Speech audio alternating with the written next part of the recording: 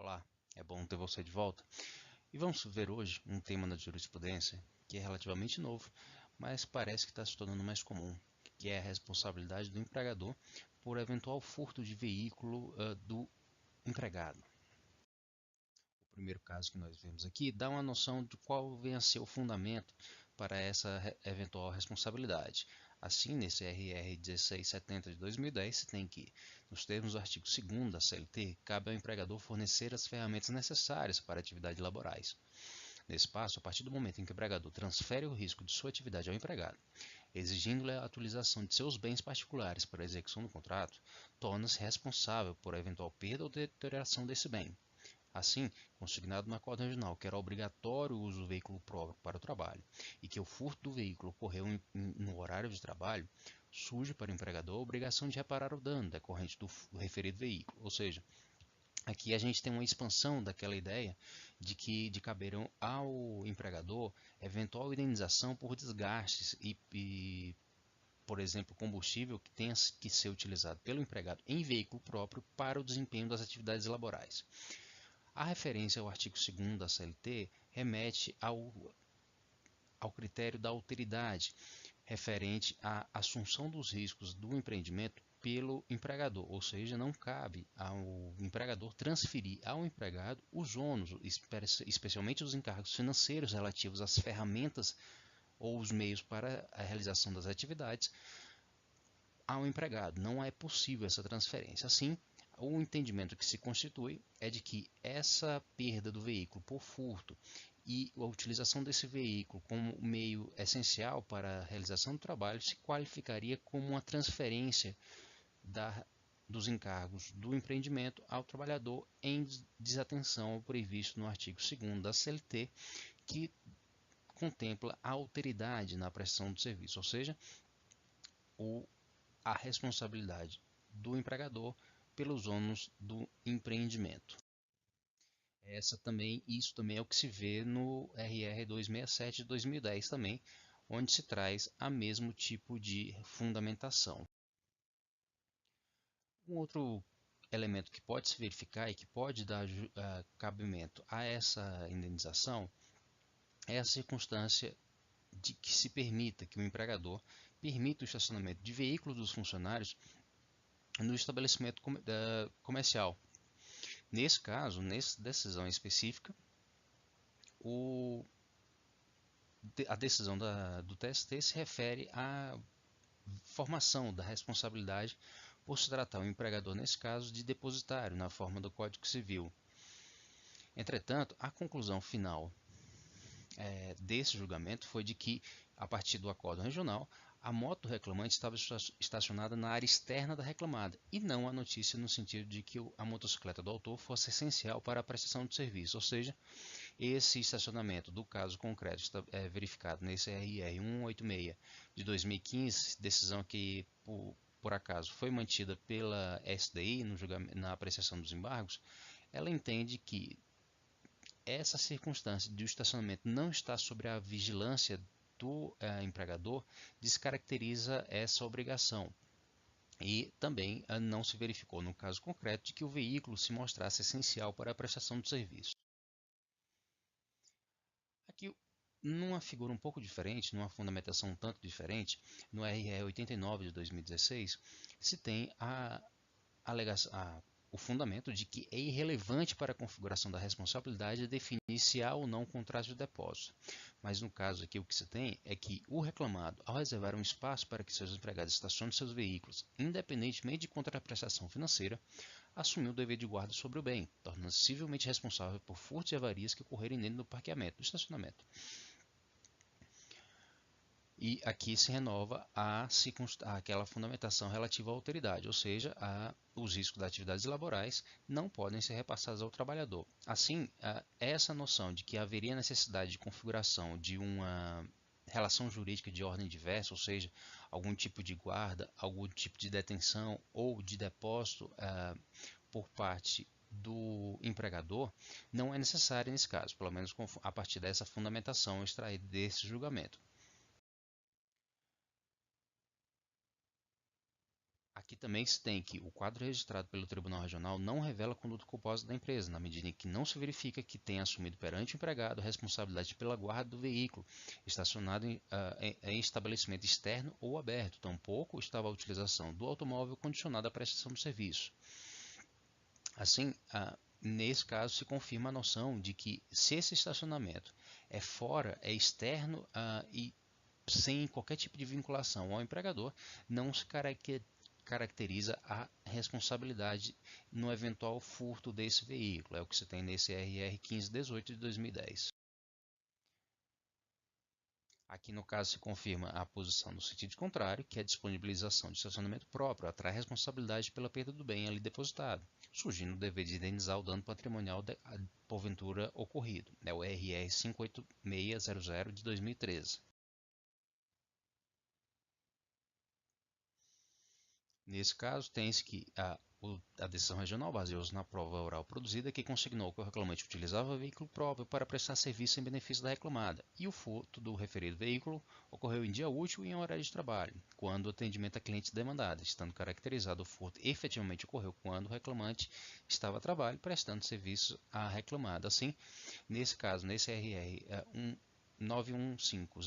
de 2006, se atenuou um pouco mais essa circunstância da vinculação entre a utilização de veículo próprio e a realização do contrato de trabalho. Na maior parte dos casos que se verifica essa situação, tem-se referência a prestadores de serviço, a empregados que se ativam, que são contratados especialmente porque tem um carro, tem um veículo à disposição, ou seja,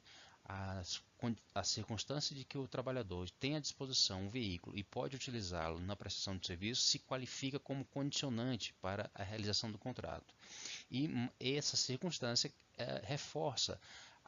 o entendimento de que estaria o empregador então transferindo ao empregado o ônus, especialmente o encargo financeiro, o encargo econômico, atribuível à empresa, ao empreendimento.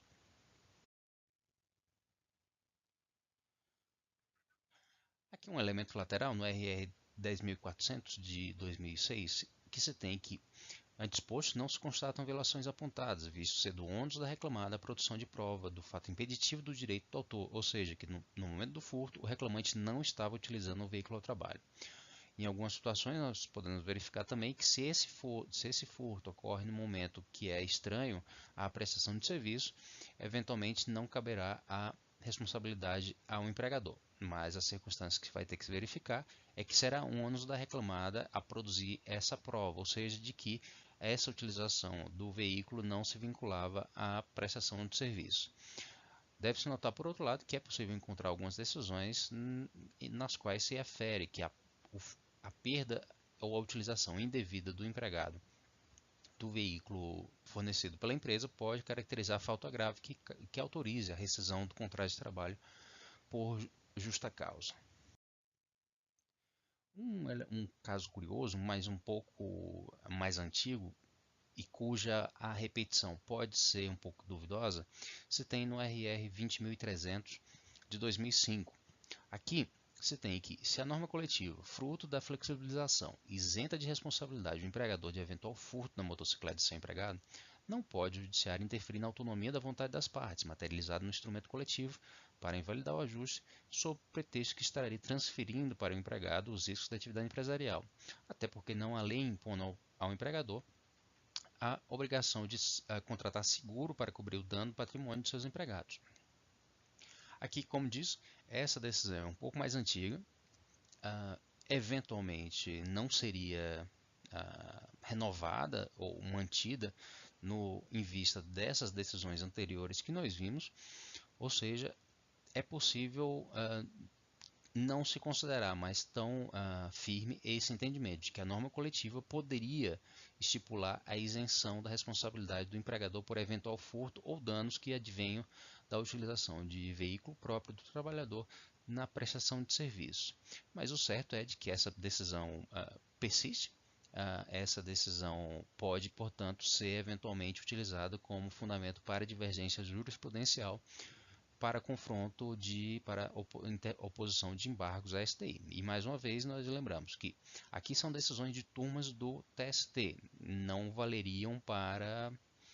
fundamentar recurso de revista. Entretanto, parece que é tão simples quanto encontrar no TST, é encontrar nos tribunais regionais decisões nesse sentido, ou seja, da eventual responsabilização do empregador por perda do bem do trabalhador que está disponível à prestação de serviços. Então, consolidando o que nós vimos antes, na figura dos danos materiais, se o furto do veículo ocorreu em estacionamento externo ao estabelecimento de prestação de serviço, não se configura a obrigação de reparar o dano material decorrente desse furto. Entretanto, se o estacionamento é interno ao estabelecimento, ou seja, se o empregador exerce algum tipo de vigilância, algum tipo de guarda ou mesmo depósito dos bens do trabalhador, se configuraria a obrigação de reparar os danos. E ainda nesse caso, se houver a perda do veículo, se o furto ocorrer em local externo ao empregador, fora do estabelecimento, por exemplo, em visita aos clientes da empregadora, e esse veículo se caracterizar como parte integrante da prestação de serviço, se teria a configuração da obrigação de reparar danos materiais. Aqui, mais uma vez, se destaca essa circunstância de que alguns tipos de prestação de serviço, como por exemplo reparo de linhas telefônicas e trabalhos semelhantes, se caracterizam por essa contratação, de que o trabalhador só é contratado quando se mostra capaz de apresentar um veículo que possa ser utilizado nessa prestação de serviço. Nessa circunstância, então, havendo a perda desse bem, especialmente por furto, ainda que seja um local externo ao empregador, ou seja, fora da vigilância do empregador, e ainda que seja por ato de terceiro, se configuraria, diante dessa jurisprudência atual do TST, a obrigação do empregador de reparar os danos materiais. Eventualmente se pode encontrar a decisão dizendo que, mesmo quando se defere os danos materiais, não se caracteriza dano moral nessa circunstância de que o trabalhador perca o bem, perca o veículo, em virtude da prestação de serviço. Assim, para fins de pré-questionamento e também de satisfação do parágrafo 1º-A do artigo 896 da CLT, que determina a transcrição do trecho que representa o pré-questionamento da matéria, objeto do recurso de revista, nós vamos ter que a questão jurídica que é solucionada nesse caso é a responsabilidade ou a irresponsabilidade civil do empregador por furto de motocicleta ou de veículo do empregado, por ser veículo integrado à prestação de serviço ou a existência de estacionamento do estabelecimento, ou seja, a responsabilidade civil do empregador por furto do veículo do trabalhador se constitui por essa circunstância, de que o veículo está integrado, ou seja, o empregador de alguma sorte exige que o trabalhador use veículo próprio para a prestação de serviços em favor desse empregador, ou ainda de que se verifique a existência de estacionamento sobre a guarda ou vigilância do empregador. O fundamento jurídico que deve ser examinado para fins de pré-questionamento é especialmente essa questão da alteridade, tal como tratada no artigo 2º da CLT, além das referências ao artigo 186 do Código Civil e 297. Aqui se teria uma noção, então, de que essa circunstância da perda do veículo por furto durante a prestação de serviços poderia se qualificar como substância do risco-proveito ou risco criado pelo empregador, ou seja, o empregador submete o trabalhador à prestação de serviço em condição que cria um risco adicional, ou seja, a perda do veículo próprio do trabalhador. Aí, nessa condição, para a melhor formulação do recurso em revista, o elemento fático ou os elementos fáticos que devem constar do acordo regional, especialmente da parte transcrita pela parte que interpõe o recurso de revista, deve ser a demonstração da relação entre a contratação do trabalhador e o uso do veículo próprio, ou seja, de que a contratação do empregador ficou condicionada à utilização de veículo próprio para a prestação de serviço. Ainda deve se verificar no aspecto fático que a perda do veículo ou o furto ocorreu durante a jornada de trabalho. Se esse furto ocorreu fora da jornada de trabalho, pode ficar um pouco mais difícil ao trabalhador ter garantida essa reparação. Ou ainda, o outro aspecto dessa questão jurídica seria se demonstrasse de que o estacionamento estava sob vigilância do empregador, estava sob a guarda desse empregador. E aqui também de forma contraposta, se o interesse, se o recurso de revista é do empregador, deveria se demonstrar já no acordo regional de que não havia essa relação entre a contratação e o uso do veículo próprio, nem a ocorrência durante a jornada de trabalho, ou ainda nessa outra circunstância, de que o estacionamento nunca esteve sob a vigilância do empregador e, consequentemente, o bem do trabalhador nunca esteve sob a guarda do empregado.